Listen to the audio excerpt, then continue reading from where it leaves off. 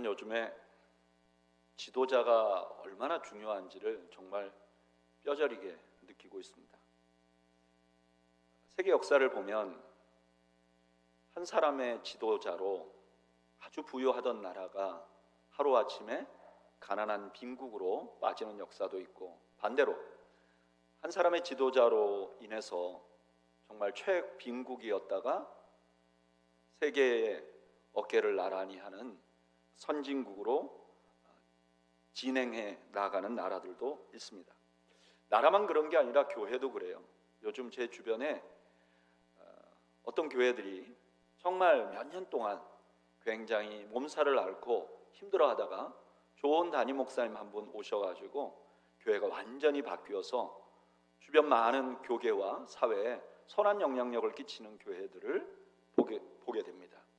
또 반대로 아주 은혜가 넘치는 교회였지만 한 분 담임 목사님이 잘못 오셨다고 할까요? 어쨌든 그런 일 때문에 교회가 분쟁에 휩싸여서 굉장히 어렵고 고통하는 교회들도 있습니다. 이렇게 지도자가 굉장히 중요하다는 생각을 가지고 오늘 본문을 보면 오늘 본문에 초대교회에 참 중요한 지도자를 뽑는 장면이구나, 이렇게 생각할 수 있어요. 그런데 사실 오늘 본문은 분명히 초대교회 지도자를 뽑는 장면이긴 하지만, 그러나 그렇게 지도자 한 명을 선택하는 것보다 훨씬 더 깊은 의미를 가진 본문입니다. 뭐가 그렇게 깊은 의미를 가지고 있는가? 첫째는 가만히 보면 교회가 지금 누구를 뽑고 있죠? 사도를 뽑고 있어요. 여러분, 사도를 뽑는 게 왜 중요하냐 하면은, 사도란 신약 성경에서 사도라고 부르는 사람들은 예수님이 직접 뽑은 12명을 의미해요. 사도는 누가 뽑을 수 있느냐? 예수님만이 뽑을 수 있는 거예요. 그런데 지금 교회가 그 사도를 뽑고 있는 거예요. 주님만이 하실 수 있는 일을 지금 교회가 하고 있다고요. 이 장면을 보고 사람들이 두 가지 큰 오해를 합니다. 한 가지 오해는 뭐냐면은, 그러니까 이 교회들이 사도를 세울 수 있는 거 아니냐? 교회 직분 중에서 장로, 목사 이런 뿐만 아니라 사도도 우리가 세울 수 있는 거다, 이렇게 주장하는 사람들이 있어요. 이것을 지지하기 위해서 이 분들은 사도행전 14장 14절을 많이 인용해요. 거기 보면 이렇게 되어 있어요. 두 사도 바나바와 바울이 듣고 옷을 찢고, 여기 사도 두 명이라고 말해요. 한 명은 바울, 그러니까 이분은 어떻게 보면 이해가 돼요. 예수님이 직접 불렀으니까. 근데 그 전에 바나바라는 사람을 사도라고 부릅니다. 그런 거 보면 바나바도 사도 아니야? 이렇게 생각할 수 있죠. 그런데 사도행전 4장 36절 37절에 보면 바나바가 사도로 불리우는 건 조금 다른 의미가 있다는 걸 알게 돼요. 바나바에 대해서 사도행전 4장 36절 37절에서 이렇게 소개합니다. 구브로에서 난 레위족 사람이 있으니 이름은 요셉이라 사도들이 일컬어 바나바라. 번역하면 위로의 아들이라 하니, 그가 밭이 있음에 팔아 그 값을 가지고 누구의 앞에요? 사도들의 앞에. 그러니까 이 사람이 사도이기는 한데 12명의 사도 그룹에 들어가는 사람은 아니에요.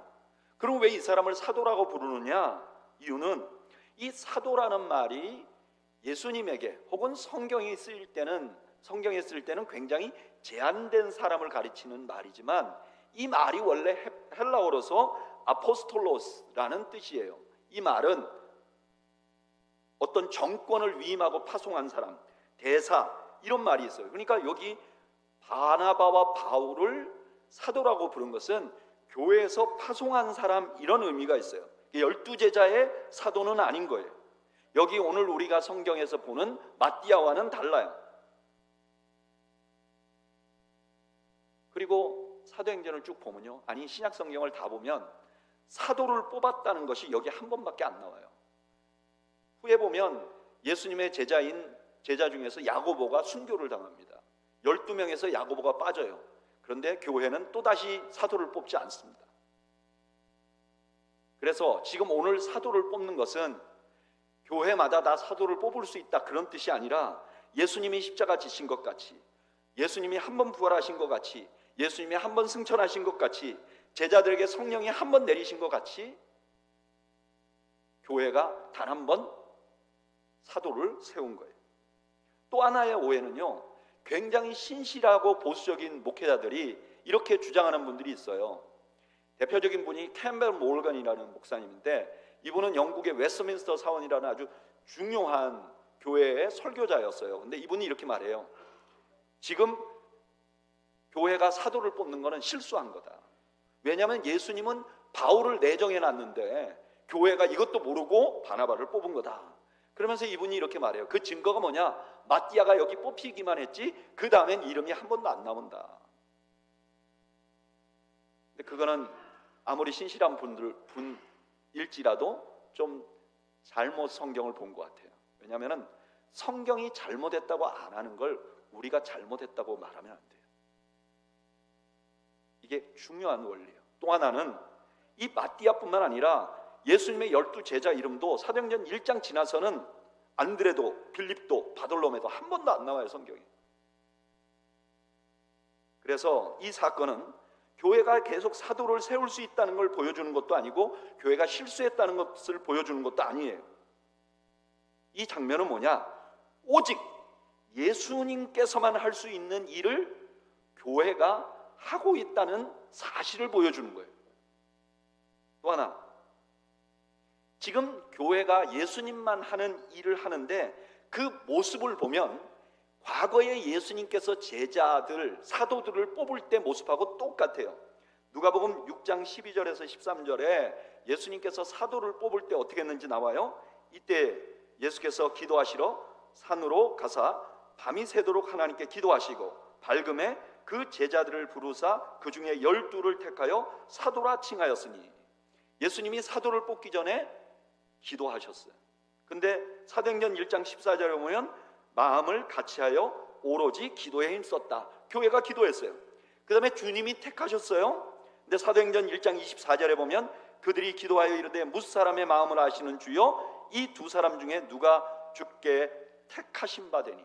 그러니까 주님이 택하신 거예요. 그 다음에 주님께서 그들을 사도라 칭하셨어요. 사도행전에 보면 그 제자를 사도의 그룹에 넣어요. 사도행전 1장 25절에 보면 제비를 뽑아 마띠아를 얻으니 그가 11사도의 수에 가입했어요. 마치 우리 주님이 직접 하시는 것처럼 제자를 선택하는 거예요. 그런데 딱 하나 다른 게 뭐냐면은 주님은 직접 선택하셨는데 교회는 주님의 인도하심을 받아 사도를 선택한 거예요. 그러면 오늘 우리가 읽은 이 사도행전에 교회가 사도를 뽑는 이 장면은 어떤 의미가 있는가? 우리가 계속해서 사도행전을 살펴보면서 갖고 있는 원리가 있어요. 지금 우리 주님께서는 승천하셔서 어디 계셔요?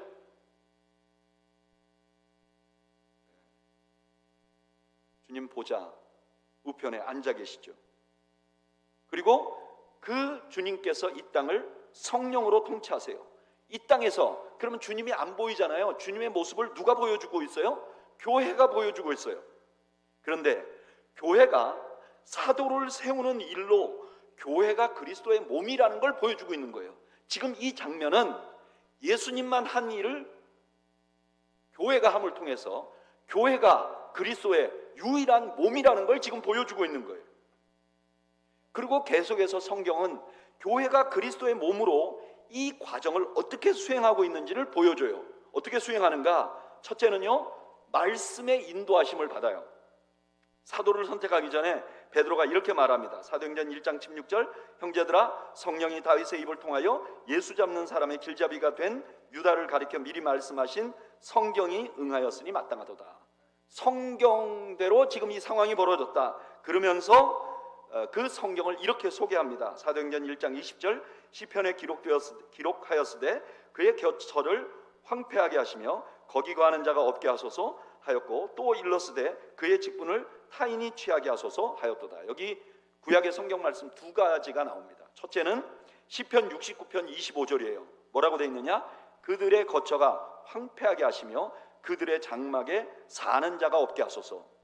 시편 69편은요 메시아 시편이라 그래서 신약에서 3번이나 인용돼요. 근데 여기서 이 의인이 자기를 부당하게 고통을 주는 자를 향해서 어떻게 말하냐면은 그의 거처가 황폐하게 해주십시오 이렇게 말했다는 거예요. 그런데 이 기도가 가룟 유다의 죽음으로 응답이 됐다는 거예요. 두 번째 사용된 말씀은 시편 109편 8절이에요. 거기 이렇게 되어 있어요. 그의 연수를 짧게 하시며 그의 직분을 타인이 빼앗게 하시며. 시편 109편의 시인은요 악인에 의해서 고통을 당해요. 그러니까 이 사람이 기도를 해요. 뭐라고? 하나님 재판 잘 해주세요. 그리고 유죄 판결을 해주세요. 유죄 판결이 되면 그의 생명을 짧게 해주시고 그의 직무를 타인이 빼앗게 해주세요. 베드로는 이 말씀에 의해서 교회가 가룟 유다 대신에 제자를 뽑아야 된다고 말씀하는 거예요. 여러분, 이 모습이 우리 주님의 모습과 너무 닮았어요. 주님은요 항상 하나님의 말씀을 응하게 하려고 몸부림쳤어요. 누가복음 18장 31절에 예수께서 12 제자를 데리시고 이르시되 보라 우리가 예루살렘으로 올라가노니 선지자들을 통하여 기록된 모든 것이 인자에게 응하리라. 예수님의 이 땅 지상 사역의 말 한마디 한마디 행동 하나하나는 다 구약에 예언된 대로 하신 거예요. 지금 마찬가지로 교회가 하나님의 말씀에 따라서 인도함을 받고 있는 거예요. 그냥 자기들이 결정해서 사도 한 명 뽑자 이런 게 아니에요. 하나님의 말씀대로 한 거예요. 두 번째로 이분들이 영적인 리더의 조언을 받아요. 베드로는 사도로 뽑혀야 할 사람의 자격과 그의 해야 할 일을 이렇게 말합니다. 사도행전 1장 22절 항상 우리와 함께 다니던 사람 중에 하나를 세워 우리와 더불어 예수께서 부활하심을 증언하는 사람이 되게 하여야 하리라. 자격은 어떤 사람이냐? 우리와 같이 계속 같이 있었던 사람. 무슨 일을 하려고 하느냐? 예수님의 부활을 증언하는 것. 물론 이거는요 베드로가 그냥 만든 게 아니에요. 예수님으로부터 본 거예요. 마가복음 3장 14절에 보면 예수님께서 제자를 세울 때 이렇게 말해요. 이에 12를 세우셨으니 이는 자기와 함께 있게 하고 보내사 전도하게 하고 그 다음에 귀신을 쫓는 권능. 예수님이 12명의 제자를 뽑을 때 어떤 기준으로 뽑았다고 말씀 안 해요. 근데 뽑아놓고 나서 이 사람들을 뭐 하게 하느냐? 나와 같이 다니게 하고 그 다음에 전도하게 하고 그 다음에 권능을 행하게 하기 위해서 불렀다는 거예요. 그러니까 베드로가 여기서 사도란 누구냐? 12명의 제자는 누구냐? 예수님과 같이 다니는 사람. 그러니까 예수님과 같이 다니는 사람이 있어야 돼. 그리고 뭐 하는 사람이냐? 예수님을 증언하는 사람. 지금으로 말하면 예수님이 이미 부활하셔서 승천하셨으니까 부활을 증언할 일을 할 사람이다. 이렇게 결정해서 교회에 선포하는 거예요. 여러분, 이처럼 교회는 영적 리더들이 주님의 가르침에 근거해서 제시한 조언을 통해서 사람을 세워나가야 해요. 이런 일은 교회 역사상 계속 이루어져요. 사도행전 6장에 보면 집사를 선택할 때 이렇게 말해요. 형제들아 너희 가운데 성령과 지혜가 충만하여 칭찬받는 사람. 잘 보세요. 사도를 뽑을 때 기준하고 완전히 달라요. 이번에는 제자들이 모여서 어떻게 결정했냐면은 지혜와 성령이 충만한 사람을 뽑아야 된다. 후에 바울은요 교회 직분자들을 뽑을 때 어떤 사람을 뽑아야 되는지 매우 구체적으로 디도서와 디모데전서에 아주 자세하게 설명을 해요. 장로를 뽑을 때, 집사를 뽑을 때 꼭 이런 사람을 뽑아야 한다. 그리고 교회 지도자들이 요셉과 마띠아를 추천합니다. 이 두 사람 중에 누가 뽑혀도 괜찮을 사람을 추천하는 거예요. 교회는 예수님의 말씀에 따라 영적인 리더들이 기준을 정하고 그 기준을 교회가 받아들임으로 주님의 뜻을 따라가는 거죠. 그 다음에 세 번째는 기도하는 일이에요. 사도행전 1장 24절에 보면 이렇게 말해요. 그들이 기도하여 이르되 뭇사람의 마음을 아시는 주여 이 두 사람 중에 누가 주께서 택하신 바 되어. 주님은요 그 사람들의 마음을 다 아세요. 그래서 주님 그냥 택하시면 돼요. 근데 우리는 주님의 몸이긴 하지만 주님은 아니에요. 우리가 주님의 몸인 이유는 우리 머리가 예수님이기 때문에 우리가 몸인 거예요. 그래서 교회는 주님이 아니에요. 그러면 우리가 주님이 아니니까 사람들의 마음을 몰라요. 여기 지금 앉아 있는데 여러분들이 어떤 마음을 가지고 있는지 제가 알 것 같기도 하고 여러분 표정을 보니까 근데 진짜는 몰라요. 여러분들이 좋은 분인지 나쁜 분인지 제가 진짜는 몰라요. 그러나 주님께서는 여러분들을 다 아세요. 그러니까 우리가 직분자를 세울 때 어떻게 해야 되겠어요? 기도해야죠. 그 주님이 선택해 달라고 기도할 수밖에 없는 거죠. 저는 교회가 평소에도 기도를 많이 해야 된다고 생각하는데 교회가 임직자를 뽑을 때 더 많이 기도해야 된다고 믿습니다. 제가 왜 우리가 그렇게 해야 되느냐? 우리가 사람 마음을 몰라요. 평소에는 그렇게 착한 것 같다가도 확 돌변하는 경우가 있어요. 그래서 우리가 기도하고 사람을 선택해야 되죠. 그리고 마지막으로 모든 사람들이 동의하는 방법으로 그 사람을 뽑아요. 25절에 보면 이렇게 말씀해요. 제비 뽑아 마띠아를 얻으니 그가 11사도의 수에 들어가니라. 여기 제비 뽑는 걸 어떻게 뽑았는지 모르지만 둘 놓고 누가 될지 제비 뽑기를 해야 된다. 어떤 분들이요 이 장면을 보고 교회에서 사람 선택하는 건 다 제비 뽑기로 해야 된다고 주장하는 사람들이 있어요. 지금도 있어요. 그런데 성경을 보면요 성경은 제비 뽑기만을 유일한 하나님의 방법으로 택하지 않으셨어요. 7 집사를 뽑을 때는 어떻게 뽑았느냐? 합의해서 선택했다고 돼 있어요. 그러니까 어떻게 선택했는지는 몰라요. 그러나 합의해서 선택했다고 돼 있어요. 그리고 바울과 바나바를 따로 세울 때는 성령이 말하는 대로 세워요. 중요한 건 뭐냐? 제비뽑기를 하느냐 투표를 하느냐가 중요한 게 아니라 그 공동체가 모두 다 동의하는 방법으로 뽑는 거예요. 우리 교회는 어떻죠? 성도의 3분의 2가 찬성하는 사람을 뽑자. 이게 우리 교회 룰이에요. 우리가 모두 동의한 바예요. 자, 이제 다시 이 본문 앞으로 돌아가면 오늘 본문은 교회가 사도를 세우는 일을 통해서 교회가 그리스도의 몸이라는 것을 보여주어요. 그렇다면 오늘날 교회들이 직분자를 세우면서 주님의 모습을 보여주면 주님이 말하는 대로 직분자를 세우면 우리가 그 과정을 통해서 교회가 그리스도의 몸이라는 것을 알게 되는 거예요. 그리고 교회가 그 직분자들을 세우는 과정을 통해서 그 직분자들이 세워지고 그 직분자들이 섬김을 통해서 교회가 이 땅에 그리스도의 몸이라는 권세, 능력을 체험할 수 있게 되는 거예요.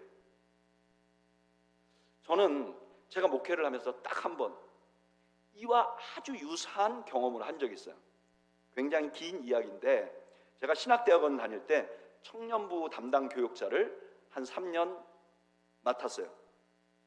청년부는 둘로 나눠져 있는데 한 부분은 대학부, 한 부분은 청년부. 대학을 다니고 있는 아이들을 대학부라고 불렀겠죠. 대학부에는 1, 2, 3, 4학년이 있어요. 이 대학부는 어떻게 운영이 되냐면은 각 학년의 대표를 한 명씩 뽑아요. 4명이 되겠죠. 그 4명이 모여서 임원단이 돼요. 그래서 그 청년부를 이끌고 나가는 거예요. 그래서 대표를 한 명씩 뽑으라. 뽑는 방법은 어떻게 뽑든지 자유다. 마음대로 뽑아도 돼. 근데 단 2가지가 필요하다. 첫째는 그 뽑는 사람들 전체가 얘가 뽑힌 게 하나님의 뜻이라고 동의해야 된다. 한 사람이라도 반대하면 안 된다. 그리고 2번째, 너희들이 아직 완전히 성숙하지 않으니까 대학부에는 교사가 있었거든요. 어른들. 그 교사가 그걸 지켜봐야 돼. 그리고 그 교사도 이게 하나님 뜻이다 라고 말하면 이제 다 모여가지고 청년부 전체에서는 그냥 박수만 치고 그냥 뽑자 이렇게 제안을 했어요. 제가 4학년이 모인 그룹에 갔어요. 거기 한 10명 정도 형제들이 있어요. 그래서 우리 대표를 뽑자. 그리고 제일 먼저 어떻게 했겠습니까? 자원자가 나와라. 그랬더니 10명이요 전부 다가 내가 할 수 없는 이유를 다 대는 거예요. 그러니까 아무도 안 하려고 그래. 한 친구가 이렇게 얘기하는 거예요. 야, 아무도 안 하려고 그러니까 우리가 가장 간편한 방법 하나 둘 셋 해서 손가락을 이렇게 짚어서 제일 많이 나온 사람이 그냥 하자. 다들 그렇게 하자 그랬어요. 그래서 하나 둘 셋 하니까 한 명의 형제가 70%의 찬성을 자기를 가리키는 거예요. 그래서 모두가 다 하나님 뜻이라고 생각하고 박수를 쳤어요. 제가 물었어요. 여러분 이게 모두 하나님 뜻이라고 생각합니까? 그랬더니 딱 한 사람이 반대했어요. 누가 반대했을까요? 그 70% 받은 형제가 나는 이게 하나님 뜻이 아니라고 생각한다. 왜냐? 이 방에 들어오기 전에 저놈들이 다 짜는 걸 내가 들었다. 그러면 다시 물었어요. 그러면 너가 받아들일 만한 방법은 뭐냐? 그랬더니 사다리를 타자 이렇게 얘기를 하더라고요. 뭐 사다리라는 거 여러분 아시죠? 이렇게 줄 쭉 거어놓고 이렇게 그래서 10명을 놓고 사다리를 탔어요. 누가 뽑혔을까요? 네, 그 형제가 뽑힌 거예요. 그래서 제가 물었어요. 넌 이제 승복하느냐? 그랬더니 아니래요. 그래서 딱 하나만 더 자기가 제안하는 대로 하면 자기가 승복하겠다. 그게 뭐냐? 그 10명 중에 그 교회에 나온 지 3개월 되는 형제가 있었어요. 그런데 이 친구가 이렇게 말하는 거예요. 이 친구 이 교회에서 자라난 사람이에요. 저 형제하고 나하고 둘만 놓고 제비를 뽑자. 그래서 내가 또 되면 내가 하겠다. 근데 나머지 형제들이 다 말도 안 된다. 만약에 그래갖고 제가 뽑히면 교회 나온 지 3개월 된 애가 회장을 해야 된다. 가장 높은 학년의 대표가 되니까 이건 말이 안 된다. 근데 이 형제가 끝까지 우기는 거예요. 그럼 난 못한다. 그래서 그 10명이 울며 겨자 먹기로 제비 뽑기를 만들었어요. 그리고 2명이 뽑아야 되는데 누구부터 뽑으라 그랬을까요? 그 말썽 많은 형제한테, 안 하겠다는 형제한테 이제 너가 뽑아. 이건 네가 먼저 뽑는 거야. 자, 어떻게 됐을까요? 다시 그 형제가 뽑혔어요. 그래가지고 이 형제가 이렇게 말했어요. 나는 오늘 내가 이 공동체의 리더가 되는 것을 하나님이 뽑아줬다고 난 확신한다. 이렇게 얘기했어요. 전체 청년부에게 자기가 그렇게 고백을 했어요. 그리고 전체 청년부가 박수로 이 형제가 회장이 됐어요. 그런데 놀라운 일은 그 다음에 일어났어요. 여름에 그 청년부가 겨울에 뽑았는데 여름에 수련회를 갔어요. 수련회를 갔는데 그 수련회가 어떻게 진행되느냐? 낮에는 농화를 해요. 농사 짓는 사람 도와줘요. 밤에는 교회 와서 집회를 하는 이런 방식으로 진행을 했어요. 근데 그 수련회에 권사님 아들 하나가 참석을 했어요. 이 권사님 아들은 그동안 교회를 한 번도 안 나온 친구예요. 학교를 중학교인가 고등학교인가를 다니다가 그냥 중퇴했어요. 그리고 그 동네에서 아주 알려진 건달이에요. 근데 권사님이 자기 아들 신앙생활 하게 해야 된다고 꼭 데리고 가려서, 원래는 청년부 멤버가 아니면 못 데려가는데 꼭 데려가라고 압력을 넣어서 데리고 온 거예요, 수련회를. 근데 이 형제로 인해서 문제가 상당히 많이 발생을 했어요. 첫째는 이 형제가요, 농화를 하잖아요. 그러면 농사를 이렇게 도와준단 말이에요. 그러면 가끔 그 참으로 막걸리가 나와요. 당연히 교회에서 도와주는 형제들은 아무도 안 마시죠. 근데 이 형제는 막걸리를 도맡아서 마시는 거예요. 그래서 한 오전만 지나면 벌써 술이 취했어. 그러니까 이게 마을에서 조금 약간 덕이 안 되는 거예요, 마을에서. 그 다음에 저녁에는 저녁을 먹고 그 다음에 저녁 집회를 해야 되는데 이 형제는 저녁만 먹고 나면 식후 연초는 불로 장생이라 이렇게 말해요. 그래서 그 교회 예배당 안에서 담배를 피는 거예요. 그러니까 그 목사님이 너무 힘들어하는 거예요. 왜냐면 이 담배 냄새가 교회 예배당 안에서 막 나니까. 그 다음에 더 큰 문제가 있었어요. 교회에요, 남자애만 이런 애가 오는 게 아니에요. 여자애들도 좀 약간 날라다니는 자매들이 좀 있어요. 근데 이 형제가 밤에 다 취침 시간 끝나고 날라다니는 자매들과 함께 시골 마을을 돌아다니는 거예요. 모두가 고민에 빠졌어요. 근데 누구 하나 이 형제를 제압할 수 있는 사람이 없어요. 왜냐하면 동네에 이미 알려진 그 유명 인사시고, 더군다나 그 청년부 중에 몇 명은 이 형제랑 같이 학교를 다닌 적이 있기 때문에 이미 정서적으로 눌려 있어요. 임원회가 모여서 이걸 어떻게 해야 되느냐. 그래서 임원들이 어떻게 결정을 했느냐. 첫째, 그 친구를 부른다. 임원회로. 두 번째, 주님이 교회에게 주신 권위로 수련회 기간 동안 금주 금연을 권면한다. 그 형제가 그것을 받아들이지 않으면 그 시간부터 여기 있는 임원들은 다 저녁 금식이다. 이렇게 결정한 거예요. 그리고 저녁에 집회 다 끝나고 예배당에 그 형제를 불렀어요. 그 회장으로 뽑힌 형제는 그냥 교회 오빠예요. 누가 봐도 싸움을 할 수 있는 그런 체구가 아니에요. 가운데 앉았어요. 쭉 임원들이 앉았어요. 임원의 3분의 2는 여자예요. 거기에 그 형제가 걸어 나왔어요. 야, 너 좀 거기 앉아라. 거기 앉았어요. 그렇게 뽑힌 그 형제가 하나도 안 떨고 이렇게 말하는 거예요. 주 예수 그리스도께서 우리에게 주신 영적인 권위로 너에게 권면한다. 정색을 하고 이렇게 말하는 거예요. 두 번째, 수련회 기간 동안에 금주 금연을 해달라. 세 번째, 너는 이걸 거절할 수 있는 권리가 있다. 그런데 너가 거절하는 것은 그리스도의 권위를 거절하는 거다.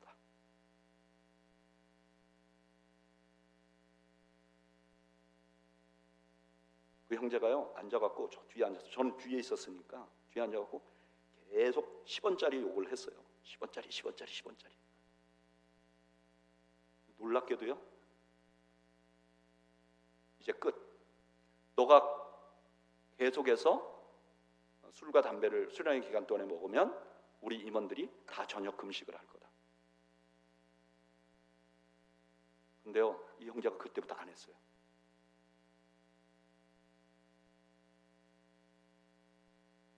제가 그 형제 나중에 물어봤잖아요.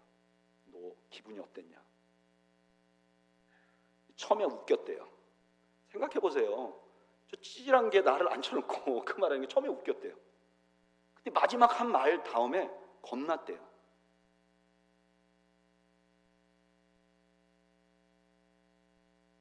저는요, 이때까지 목회를 하면서 교회의 권위에 대해서 그보다 더 강렬한 경험을 한 적이 한 번도 없어요. 제가 크고 작은 교회 담임 목회를 해보고 장로님들하고 해봤잖아요. 이 정도 권위를 보여주는 경험을 저는 한 번도 못 해봤어요. 여러분, 교회는 그리스도의 몸입니다. 임직은 그걸 보여줄 수 있는 가장 좋은 기회예요. 그래서 임직이야말로 가장 영적인 일이에요. 그래서 교회는 이 임직 시기가 되면 하나님의 인도하심을 받기 위해 몸부림쳐야 돼요. 그리고 영적으로 긴장해야 돼요. 너무나 다행인 거는 지금 금방 우리 교회는 임직을 할 일이 없어요. 그러니까 제가 말씀드리기가 너무너무 편해요. 여러분, 내가 개인적으로 친하다고, 내가 편안하다고 사람을 뽑으면 안 됩니다. 이건 영적인 일이에요. 하나님이 간섭하시고 그에 대한 영적인 책임을 투표한 여러분들이 받게 될 것이에요. 교회의 임직은 영적인 일입니다. 이걸 통해서 하나님이 예수 그리스도께서 우리 공동체 가운데 살아계심을 경험할 수 있는 아주 좋은 기회라는 것을 여러분 잊지 마시길 바랍니다. 두 번째로, 교회는 그리스도의 몸이에요. 그래서 교회 안에서 임직되는 이것은 그냥 사람들의 인기 투표나 혹은 민의에 의해서 뽑혀지는 게 아니라 주님의 권위로 임명받는다는 것을 잊지 마시기 바랍니다. 그래서 임직 받는 분들은 이 직분이 얼마나 영광스러운 일인지 알아야 합니다. 왜냐하면 교회 직분은 우리 주님, 우리를 통치하시는 주님 직접 임명한 것을 받는 일이기 때문에 그래요. 절대로 소홀히 생각해서는 안 됩니다. 한국에 가면요, 큰 교회에서 장로님이나 권사님이나 안수집사님이 되려면 굉장히 힘듭니다. 너무나 교인들이 많으니까 거기서 내가 직분자가 되는 거 어떻게 알고 투표를 하겠어요? 그래서 그런 큰 교회에서 장로님이나 권사님이 되면 가문의 영광으로 생각합니다. 서로 하려고 그래요. 제가 들은 소문은 돈을 낸다는 소문도 있어요. 하여간 썩어 빠진 교회입니다. 저는 여러분들이 모두 더웨이 교회와 함께 장례를 치르면 좋겠어요. 근데 혹시 타주로 이사 간다든가 그러면 교회 임직 때 돈 내는 교회는 안 가면 됩니다. 하나님이 가르쳐 주신 방법이에요. 안 가면 돼. 근데 반대로 작은 교회들은요, 직분을 너무 소홀하게 생각해요. 사람이 없으니까 나라도 좀 도와야지. 혹시 우리 직분자들 중에 그런 생각을 가지신 분이 있으면 회개하시기 바랍니다. 그렇지 않습니다. 교회 직분은요 너무너무 영광스러운 일이에요. 우리 고린도서 3장 8절 한번 읽어볼까요? 읽어보죠. 시작. 하물며 영의 직분은 더욱 영광이 있지 아니하겠느냐. 바로 앞에 바울이 모세의 직분도 영광스럽다 그랬어요. 여러분, 모세의 직분이 얼마나 영광스러운지 얼굴에 광채가 났어요. 그런데 우리의 직분이 그보다 더 영광스럽다는 거예요. 교회에서 직분자로 뽑히는 것이 훨씬 더 영광스럽다는 거예요. 우리가 받은 직분이 모세와 비견될 수 없는 차원이 다른 직분이라는 거예요. 저는 여러분들이 받은 직분을 영광스러운 것으로 얼마나 영광스러운지 그 본질을 알 수 있는 여러분들이 되시기를 바라요. 그리고 이 직분을 잘 수행하면요 엄청난 영적인 유익을 얻게 됩니다. 디모데전서 3장 13절 우리 다 같이 한번 읽어볼까요? 읽어보죠. 시작. 집사의 직분을 잘한 자들은 아름다운 지위와 그리스도 예수 안에 있는 믿음의 큰 담력을 얻느니라. 집사의 직분을 잘하면 하나님과 사람들 앞에서 존중받는 거예요. 저는 목사로서 이 날을 사모합니다. 하나님과 사람들 앞에서 존중받는 날. 아마 목회자들 중에 이 날을 꿈꾸지 않고 목회를 하는 사람은 한 명도 없을 거예요. 저는 이 땅에서 좀 부유하게 못 살아도, 저는 이 땅에서 조금 권세를 갖지 못해도 좋습니다. 왜냐하면 제가 바라보는 것이 영원한 하늘나라이고, 그 하늘나라에서 주님 앞에 섰을 때 주님의 칭찬을 기대하기 때문입니다. 또 하나, 믿음이 잘한다고 그랬어요. 이 직분을 잘 감당하면 나도 모르는 사이에 믿음이 자라져요. 맡겨진 직무에 내가 충성하다 보면 나도 모르는 사이에 믿음이 성장을 하는 거예요. 그래서 이 직분을 받은 사람들은 영광스럽게 생각하고, 그 다음에 이것이 얼마나 유익한지를 아는 사람들은요 충성되게 섬겨야 하는 거죠. 교회 직분을 영광만 바라는 사람이 있어요. 그래도 내가 뭐 신앙생활을 이렇게 오래 했는데 그래도 내가 이 직분은 받아야지. 아니요. 직분은요 내가 받아야 될 영광에 포커스가 있는 것이 아니라 섬기는 데 포커스가 있어요. 직분은 섬기라고 준 거예요. 어떻게 섬겨야 되는가? 가장 잘 보여주는 말씀이 있어요. 디모데전서 3장 5절 우리 한번 읽어볼까요? 읽어보죠. 시작. 사람이 자기 집을 다스릴 줄 알지 못하면 어찌 하나님의 교회를 돌보리요. 이건 감독, 오늘날로 말하면 장로들, 목사들에게 주는 말씀이에요. 거기 보면 교회를 돌보라고 말해요. 섬기는 걸 돌본다고 표현해요. 이 돌본다는 말이 신약에서는 여기와 누가복음에 딱 2번밖에 안 나와요. 근데 누가복음 어디 나오느냐?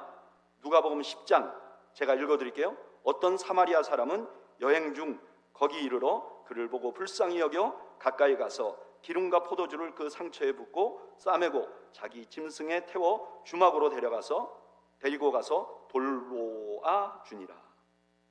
선한 사마리아인이 강도 만난 자를 보고 불쌍히 여기고, 그냥 불쌍히 여긴 걸로 끝나지 않고 가서 도와주고요. 그 다음에 자기가, 여기 기름과 포도주는 아주 소중한 거예요.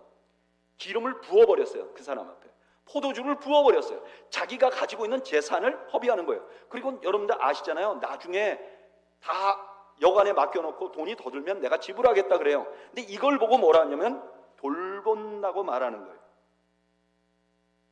교회는, 직분자들은 이런 방법으로 내가 우리 가정을 돌보듯이 교회를 돌봐야 한다는 거예요. 그리고 반대로 교회는 임직 받은 분들을 존중해야 돼요. 왜? 임직 받은 분들은 그냥 뽑힌 게 아니에요. 주님이 임명하신 거예요. 주님이 임명했으니 우리가 어떻게 해야 되죠? 존중해야 돼요.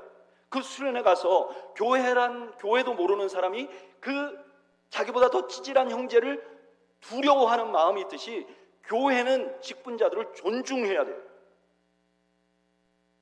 데살로니가전서 5장 12절에서 13절에 이렇게 말합니다. 형제들아, 우리가 너희에게 구하노니 너희 가운데 수고하고 주 안에서 너희를 다스리며 권하는 자들을 너희가 알고 그들의 역사로 말미암아 사랑 안에서 가장 귀히 여기며 너희끼리 화목하라. 귀히 여겨야 돼요. 교회가 직분자들은 겸손하게 섬기고 교회가 그들을 존중히 여기면, 그러면 그 교회가 그리스도의 몸과 같이 되는 거예요. 여러분, 에베소서 4장 11절에서 12절 말씀을 다 같이 읽어보겠습니다. 읽어보죠. 시작.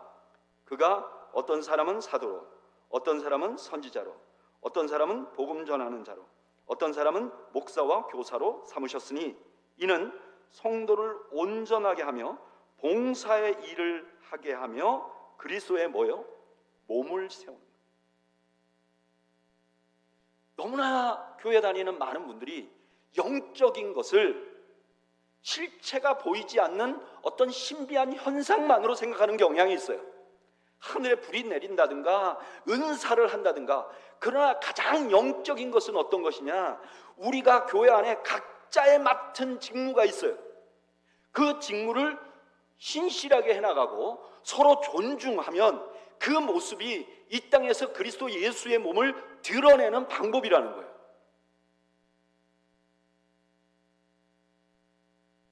이럴 때 교회를 통해서 그리스도가 드러나고 교회를 보는 사람들이 예수 그리스도가 살아계심을, 이 공동체 안에 있으심을 경험하게 된다는 겁니다. 말씀을 정리해보죠. 여러분, 교회는 조직이 아니에요. 그리스도의 몸입니다. 우리는 직분자를 세움으로 교회가 그리스도의 몸이라는 걸 경험할 수 있어요. 또한 직분자들이 헌신하고 교회가 그들을 존중하는 것을 통해서 우리가 교회가 그리스도의 몸이라는 것을 경험할 수 있는 것이죠. 저는 우리 교회가 그런 교회가 되기를 소망합니다. 너무나 다행인 것은 우리 교회는요, 실업자가 없어요. 아무 봉사도 안 하는 사람이 한 명도 없어요. 제가 목회하면서 이런 교회를 본 적이 없어요. 우리 교회는 모든 성도가 어떠한 부분에서든지 섬겨요. 계속 매주를 섬기는 분도 있고 가끔 섬기는 분들도 있지만, 그러나 모두가 다 섬겨요. 어떤 역할이든지 해요. 직분이 아니면 사랑을 베풀든지 어떤 부분에서든지 봉사를 해요. 섬겨요. 여러분, 여러분들의 섬기는 것은 우리 교회같이 개척교회에 힘을 보태는 게 아닙니다. 여러분들의 섬김은 우리 공동체가 그리스도의 몸이라는 것을 보여줄 수 있는 너무나 멋지고 영광스러운 일임을 여러분 믿으시기를 바라요. 그리고 그렇게 섬기는 사람들을 서로 존중하고 서로 돕고 서로 세워가면서 우리가 이 땅에서 우리 공동체가 그리스도의 몸임을 경험할 수 있는 절호의 기회임을 잊지 마시기 바랍니다. 그래서 우리 교회가 주님이 기뻐하시는 주님의 모습을 보여주는 그런 교회가 되기를 소망합니다. 우리 잠시 기도를 좀 하면 좋겠어요. 여러분, 교회는 그리스도의 몸이고 그리스도의 몸은 주님께서 선택하신 제자들 또는 직분자들을 통해서 교회가 든든히 서갑니다. 저는 우리 교회에도 하나님께서 선하게 직분자들을 세워주셨다고 믿습니다. 저는 이 시간에 여러분들이 먼저 우리 교회 4명의 목회자들을 위해서 좀 기도해 주시기를 바랍니다. 제일 중요하기 때문에 목회자들이 기도를 받는 게 아니고 맡은 직무에 비해서 제일 연약하기 때문에 저는 기도가 필요하다고 생각합니다. 말씀을 맡아서 말씀을 전하는 건 너무나 중요한 일이고 영광스러운 일인데, 제가 얼마 전에 통계를 보니까 미주에서 사역하고 있는 특별히 우리 PCA 교단의 목회자들 중에 40%가 자존감이 땅에 떨어져 있고 그리고 디프레스에 시달린다는 거예요. 여러분들 모두가 여러분들의 삶도 어려우시겠지만 우리 교회를 섬기는 4명의 목회자들을 위해서 한번 기도해 주시기를 바라요. 그리고 또 하나, 여러분 우리 교회에 세워주신 직분자들, 장로님들, 권사님들, 안수 집사님들, 또 서리 집사님들, 하나님 교회를 위해서 섬기는 모든 분들이 그리스도의 몸을 섬기고 그리스도께 부름받았다는 그런 믿음을 가지고 섬기는 교회가 되게 해달라고. 그래서 누군가 우리 교회를 방문하면 이 교회는 정말 하나님이 살아 역사하시는구나, 주님이 역사하시는구나 하는 것을 고백하는 그런 교회가 되게 해달라고. 우리 잠시 우리 주님 앞에 함께 기도하겠습니다. 함께 기도하겠습니다. 하나님, 우리 아버지 은혜와 사랑을 감사합니다. 아버지 하나님, 우리 교회가 하나님 정말로 직분자들을 세워나가면서 우리 주님이 살아계심을 경험할 수 있는 교회가 되게 하시옵소서. 하나님, 우리 교회가 섬기면서 우리가 인간적인 섬김이 아니라 살아계신 주님의 몸을 섬긴다는 것을 잊지 않는 교회가 되게 하시옵소서. 아버지, 특별히 교회 안에 말씀으로 사역하는 목회자들을 주님 불쌍히 여겨주시고 이들이 말씀에 든든히 서서 하나님 교회가 하나님이 원하는 방향으로 가는데 어려움을 겪지 않도록 하나님께서 붙들어 주옵소서. 하나님, 개인적인 생각과 개인적인 욕망보다는 오직 말씀 위에 든든히 서는 목회자들이 되게 하시옵소서. 오직 말씀이 아니면 천하지 않는 목회자들이 되게 하시옵소서. 주님의 뜻을 부쫓아가는 목회자들이 되게 하여 주옵소서. 하나님, 우리 교회 장로님들과 권사님들과 또 집사님들 한 분 한 분을 기억해 주시옵소서. 하나님, 이모저모로 교회를 위하여 섬기는 모든 분들을 주님 기억해 주시옵소서. 하나님, 이들의 섬김을 통하여 우리 교회가 하나님 그리스도의 몸이 드러나는 귀한 역사가 일어나게 하시고 주님의 은혜가 드러나는 교회가 될 수 있도록 아버지 하나님께서 은혜를 베풀어 주시옵소서. 아버지, 헌신자들을 일으키시고 하나님 세워주시고 우리 더웨이 교회가 하나님 어느 교회가 아니라 정말 주님께 특별한 사랑을 받는 교회가 되도록 하나님 은혜를 베풀어 주시고 함께하여 주시옵소서.